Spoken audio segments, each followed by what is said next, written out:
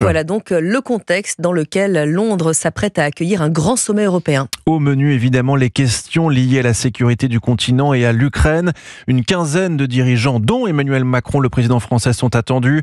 Volodymyr Zelensky s'est lui déjà entretenu hier avec le Premier ministre britannique Keir Starmer à Downing Street et a obtenu des avancées. Accueil chaleureux qui tranche nettement avec le clash à la Maison-Blanche vendredi.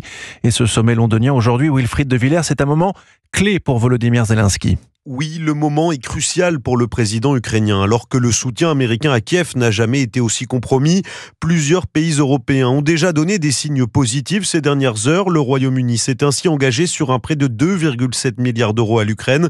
Aujourd'hui, les discussions tourneront notamment sur la proposition d'un assouplissement des règles budgétaires de l'UE en vue de soutenir l'Ukraine et se posera aussi la question de l'envoi de troupes européennes pour garantir un éventuel cessez-le-feu entre Kiev et Moscou.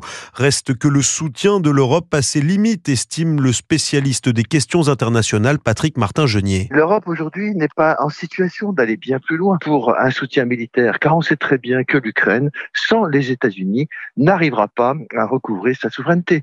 Donc je pense qu'au-delà des pétitions de principe, de quelques annonces fortes qui pourraient être faites, l'Europe n'a pas la possibilité militairement d'aller seule au soutien de l'Ukraine. D'autant plus que l'Europe n'affiche pas un front totalement uni. Le Premier ministre hongrois Viktor Orban appelle l'UE à lancer des négociations de paix avec Moscou. Et du côté de l'Italie, Giorgia Meloni plébiscite plutôt l'organisation d'un sommet entre les États-Unis et l'Europe. Wilfried de Villers.